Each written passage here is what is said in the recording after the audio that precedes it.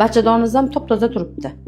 Tuxumdonlaringiz ham shunaqa yaxshi. Follikulalargacha bor. Siz besha tuqqan xotinsiz tug'may qolishingiz o'zi aslida mumkin emas-da. Lekin hozir mana bu sharoitda hech qanaqa muammo yo'q. Transvaginalni ham ko'ryapman, men bu datchik bilan unda ham hech qanday muammo ko'rmadim sizda. Shuning uchun davolanishdan oldin asl anosini uchini ushlash kerak, bitta uchini ushlash kerak, xuddi shunga o'xshab. Shu bugun ikkita ayollar rentgen tekshiruvdan o'tkazdim.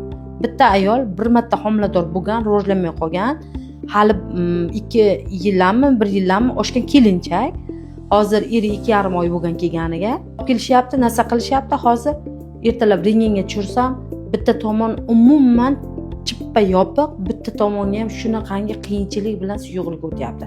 Hali tug'magan xotin mana. Ikkinchi ayol, ikkita uyda bolasi bor ayollar. Eng kichkina bolasi 10 yosh bo'libdimi, nimadir bo'libdi, umuman bo'lmay ketdi Fazilat opa deyapti. O'sha ayolni ham shuni tekshiryapman. Olib borib, bachadon naylari ikki tomonidan ozgina o'tyapti, umuman qorin bo'shlig'iga kelib tushmayapti. Boyagi yuvorgan suyuqlik qorin bo'shlig'iga kelib tushmasa, bu bir tin.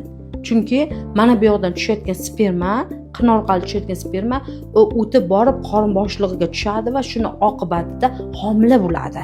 Tushundingizmi? Bu yoqda yetilgan follikula, urug' bir-birini topadida bola bo'ladi. Hozir u ayolda o'zi umuman yopiq yo'li. Mana qarang, ikkita ayol o'tkazyapman, ikkita ayolda ham shu muammo. Shuning uchun agar 4 yil bo'lgan bo'lsa sizni bolangizni kichkinaligiga, 4 yildan beri umuman bola bo'lmayotgan bo'lsa, eng birinchi o'ringa men sizga rentgen tekshiruvini aytaman. Eng birinchi o'rin. Men sizni davolaganim bilan yallig'lanishga qarshi lecheniya yoki follikulani anaqa qilgan bilan yo eringizni spermogrammalarini tekshirib, hamma narsa zo'r bo'lgan bilan yo'l yopiq bo'ladigan bo'lsa, umuman bizlarda qilayotgan ishimiz befoyda bo'lib qoladi. Shuning uchun sizga agar tavsiya qilgan bo'lardim, davolashga harakat qilib beraman. Bizda sababchi, tepadagi Alloh beruvchi. Shuning uchun bittagina uydagilar bilan maslahat qiling. U anaqa og'riqsiz tekshiruv usuli hisoblanadi. Ungacha o'zi bizda men og'riq qoldiruvchi ukollarni ham qilaman, baribir profilaktika uchun. Shu 10 minut vaqt ketadi rentgen tekshiruv uchun. Bittagina rentgen tekshiruvga bachadon naylarini ko'raylik. Agar sizda ochiqlik bo'ladigan bo'lsa, Xudo nasib qilsa bu bizning ishimizni 5 degani. Agar yopiqlik bo'ladigan bo'lsa, sizga ham menga ham murakkab narsa bu narsa. Sababi bachadonni naylarining yopiqligi ochilishi qiyin bo'lgan masala hisoblanadi. Shuningizda meni gapimda. Shuning uchun agar bugun uydagilar bilan boring, maslahatlashing, narsa qiling.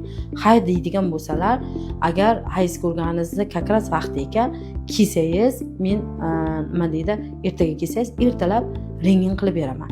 O'shanga qarab men sizni mamnun qilib davolayotganmiz, bunday qilib davolayotganimizni belgilab beraman. Mana shu narsa.